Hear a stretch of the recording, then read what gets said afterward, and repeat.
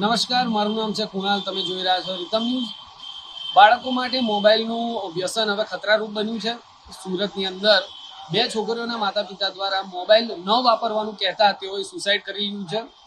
Mobile હવે સમાજમાં ક્યાંક ને ક્યાંક ખતરારૂપ બન્યું છે. ત્યારે ઓસ્ટ્રેલિયા સરકાર દ્વારા ઓસ્ટ્રેલિયાની અંદર મોબાઈલ અને સોશિયલ મીડિયા પર કેટલાક કાયદા લાદવામાં આવ્યા છે, પ્રતિબંધ મૂકવામાં આવ્યો છે. તેવી જ રીતે હવે ભારતની અંદર ગુજરાતે પણ આ તરફ એક ડગલું લીધું છે અને મોબાઈલ અને સોશિયલ મીડિયામાં કેટલાક પ્રતિબંધ લાદવા જઈ રહ્યું છે. ત્યારે આપણે લોકો સાથે વાત કરીશું, જાણવાનો પ્રયત્ન કરીશું કે તેઓ આના વિશે શું કહેવા માંગે છે.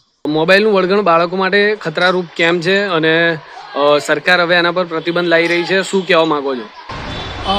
સરકારનું તો જવાબદારી બને છે, પણ એના પહેલાં માતા પિતાની કે ઘરના જે બી વડીલો છે એની જવાબદારી ખાસ બને છે. કેમ કે સતત બાળક ઘરમાં જ રહીને મોબાઈલ ઉપયોગ કરતા હોય છે. કંઈક ને કંઈક રીતે વાલીઓને નહીં મળે તો કોઈ વડીલો હોય, એમના ઘરમાં જે બીજા સભ્યો રહેતા એમનો મોબાઈલનો ઉપયોગ કરતા હોય છે. તો એના માટે એ ખાસ સાવચેતીની જરૂર છે કે કાયદા તો આવે કે ના આવે, પણ જે વાલીઓ છે, જે ઘરમાં બીજા લોકો છે, એ ખાસ ધ્યાન રાખવાની જરૂર છે કે એમના બાળકો મોબાઈલ ઉપયોગ કરે છે કે નહીં કરે છે. પહેલી વાત. બીજી વાત, જો કરતા હોય તો એ કઈ વેબસાઇટ કે એવી કઈ વસ્તુમાં ના જાય જેનાથી એના શરીર પર કે કંઈ એવું ઘટના ઘટે. કેમ કે અમુક ટાઈમ એવું જોવામાં આવે છે, અત્યારે જે હાલમાં સુરતમાં પણ જે ઘટના ઘટી છે કે બાળકોના મોબાઈલના બાબતે પછી સુસાઇડ કરી લીધા છે. તો આવા માર્ગો બાળકોને ખાસ કરીને પૈસાની લાલચ આપીને કે આવી વેબસાઇટોમાં જતા રહે બાળકો, જેમાં એમને લાલચ આવી જાય ને બાળકે એના કારણે પછી પોતાના નુકસાન કરતા હોય છે કે સુસાઇડ તરફ વળતા હોય છે. ઓસ્ટ્રેલિયામાં પણ સરકાર દ્વારા મોબાઈલ અને સોશિયલ મીડિયા ઉપર કેટલાક પ્રતિબંધો લાદવામાં આવ્યા છે. સેમ ભારતની અંદર હવે ગુજરાત પહેલું પગલું લઈ રહી છે, શું કહેવા માંગો છો? ઓસ્ટ્રેલિયાની વાત તો આપણે પછી કરીશું, કેમ કે એમનું શાસન, સરકાર અને ત્યાંના લોકોની વાત અલગ છે. આપણે ગુજરાતની વાત કરીએ કે આપણા ભારત દેશની વાત કરીએ તો લોકો ખાસ સમજવાની જરૂર છે કે સરકાર કાયદા તો બનાવે છે અને એને અમલીકરણ માટે સિસ્ટમ બી બનાવે છે કે લોકો શું કરી છે, પણ લોકોએ એ ખાસ સાવચેતી રાખવાની જરૂર છે કે જે બી કાયદા બને, ખાસ કરીને બાળકો માટે કે મોબાઈલનો ઉપયોગ ના કરવો કે સોશિયલ મીડિયા પર બાળકો ના જઈ શકે, એના માટે ખાસ પોતે સાવચેતી લેવું જોઈએ. કેમ કે સરકાર જો નિયમ બનાવી બી દે પણ છેવટે બાળકો તો ઘરમાં જ રહેવાના છે. ઘરના લોકો એને ધ્યાન ના આપે તો પછી એને કંઈ આજે સુરતમાં બન્યું છે, કાલે ક્યાંક બનશે ને પછી આ આગળ વધતું રહેશે. કેમ કે આ જમાનો એવો ચાલી રહ્યો છે કે મોબાઈલ વગર કોઈને ચાલતું નથી. ઘરમાં 10 સભ્યો તો 10 મોબાઈલ હોય છે. એટલે બાળકોને જોઈને એમને બી રૂઢી આવી જાય છે કે પેલા અમે બી જોઈએ મોબાઈલમાં શું હશે. શરૂઆત ગેમથી જાય છે, પછી મોબાઈલમાં રીલ જોતા પછી અલગ અલગ વેબસાઇટમાં જોતા, પછી ગેમ રમતા રહેતા. એટલે એ આગળ વધતા જાય છે બાળકો, અને એમને જિજ્ઞાસા શું છે આપણને ખબર નથી હોતી. એટલે ખાસ કરીને ઘરના જે વડીલો છે, જે લોકો છે, એ સમજવાની જરૂર છે કે ધ્યાન રાખે. અને સાથે સાથે સમાજના લોકો બી કે કોઈ બાળક આવું કંઈ જોતા હોય કે લાલચમાં આપીને કંઈ ખર્ચો કરતા, કોઈ વાત મૂકવા માંગતા હોય એ સમજે, બાળકોને સાંભળે અને પછી આપણે કંઈ એને નિર્ણય લઈ શકીએ છીએ.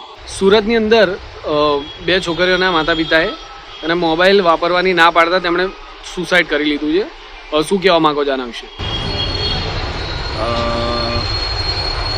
હાલની પરિસ્થિતિ એવી છે કે ટેકનોલોજી જે રીતે ડેવલપ થઈ રહી છે તેના ફાયદા અને ગેરફાયદા બંને છે.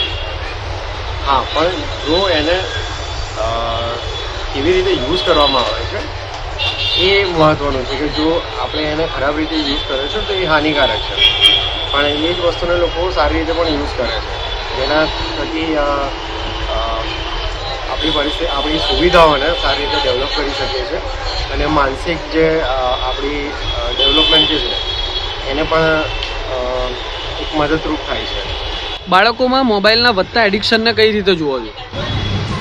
હાલનું તમે જો સમય એ રીતનો છે કે બાળક જન્મે છે ત્યારથી જ એને મોબાઈલનું એક એડિક્શન જોવા મળે છે. કે નાનું બાળક જન્મ્યું છે જેને ખબર જ નથી કે મોબાઈલ શું છે, એની સામે સીધો આપણે ફોન લઈએ છીએ, એનો ફોટો પાડીએ, ત્યારથી જે ફોન જોઈએ, ત્યારથી લઈને જ્યાં સુધી એને સમજ બને છે મોબાઈલ, ત્યાર સુધી એટલું એડિક્ટ થઈ ગયું હોય છે કે નાનું છોકરું રડે છે, જમતું નથી તો એના પેરેન્ટ્સ એને ફોન આપી દે છે જેથી એ શાંત થઈ જાય.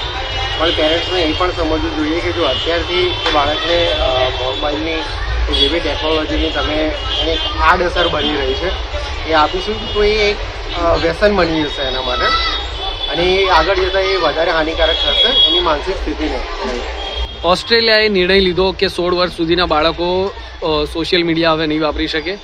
ત્યારબાદ હવે ભારતની અંદર ગુજરાત પણ એ તરફ વળ્યું છે અને ટૂંક સમયમાં તે લોકો પણ સોશિયલ મીડિયા અને મોબાઈલના પ્રતિબંધ પર નિર્ણય લેવાના છે. શું કહેવા માંગો છો આ નિર્ણયને, કેવો છે? નિર્ણય પર હું એટલું જ કહેવા માંગીશ કે એક વયમર્યાદા નક્કી કરવી જોઈએ અને ક્યારે અને કેવી રીતે યુઝ કરવું છે, બાળક કેટલું સમજદાર છે, એ ટેકનોલોજીનો કેવી રીતે ઉપયોગ કરી શકે છે અને કેવી રીતનું સમજે છે, એ પ્રકારે એને મોબાઈલ આપવો જોઈએ અને એને યુઝ કરવો જોઈએ. અને સૌથી પહેલી જવાબદારી મા બાપની બને છે, પેરેન્ટ્સની બને છે એમની, કે એ છોકરાઓનું કેવી રીતે ધ્યાન રાખે છે, કે છોકરાઓ એનું એક નિર્ધારિત સમય ઉપર જ એટલું જ યુઝ કરે, એને વધુ પડતું યુઝ ના કરે, જેથી કરીને એમના શિક્ષણ અને બાકી એમનું ખુદનું મેન્ટલી જે સ્થિતિ છે એને પણ ઉપયોગી બની શકે. મોબાઈલનું ચલણ બાળકોમાં ખૂબ જ વધી ગયું છે.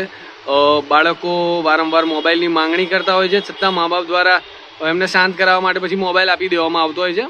તો સરકાર દ્વારા હવે એક લિમિટ સુધી સોશિયલ મીડિયા અને મોબાઈલના વપરાશ પર પ્રતિબંધ મૂકવામાં આવી રહ્યો છે.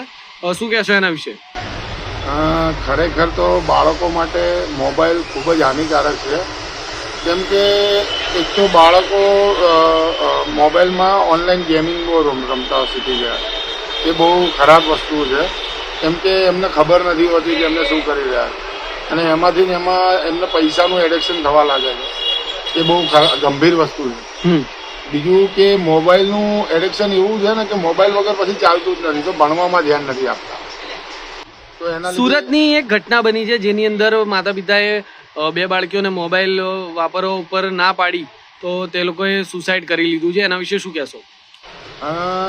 એ જ એડિક્શન એવું છે એનું મોબાઈલનું કે જે ના પાડો, અને બાળકનું મન એવું હોય છે કે એની અંદર તમે એને ના પાડો એટલે એને આઘાત લાગી જાય, દુઃખ લાગે. અને અત્યારના માહોલમાં સૌથી પ્રિય મોબાઈલ થઈ ગયું કે મોબાઈલ હોય દરેક વસ્તુ પાસે હોય, એટલે મોબાઈલ તમે એમની પાસેથી લઈ લો એટલે એમને એક આઘાત લાગે છે. તો એમાં એમને કશું વિચારી નથી શકતા. એક એડિક્શન એડિક્શન જેવું જ છે મોબાઈલનું એડિક્શન, કે એના વગર રહે જ નહીં શકતા. ઓસ્ટ્રેલિયા પછી હવે ભારતની અંદર ગુજરાત સરકાર સોશિયલ મીડિયા અને મોબાઈલના વપરાશ ઉપર પ્રતિબંધ લાદવા જઈ રહી છે. શું કહેશો એના વિશે? આ નિર્ણય કેવો છે? ખૂબ જ સરસ નિર્ણય છે. બાળકોની એક એજ સુધી તો એમને મોબાઈલ ના જ આપવો જોઈએ. અને સૌથી વધારે મારું તો એવું માનવું છે કે સરકારે જ વધારે તો મોબાઈલના એડિક્શનમાં સપોર્ટ કર્યો છે. એવું જો કે આમ તો ના કહી શકાય, પણ જ્યારે કોરોના કાળની અંદર એજ્યુકેશન મોબાઈલથી ચાલુ થયું એની લઈને વધારે પ્રોબ્લેમ થયો હતો, અને બાળકો મોબાઈલના એડિક્ટ થઈ ગયા. એમને મોબાઈલ રમવો બી હોય ને તો બી એવું કહે છે કે લેસન આવ્યું છે ફોનમાં. જોકે હવે એ બંધ થઈ ગયું છે. હવે ફોનની અંદર કોઈ લેસનો નથી આવતા બાળકોને, પણ એ થઈ ગયું છે.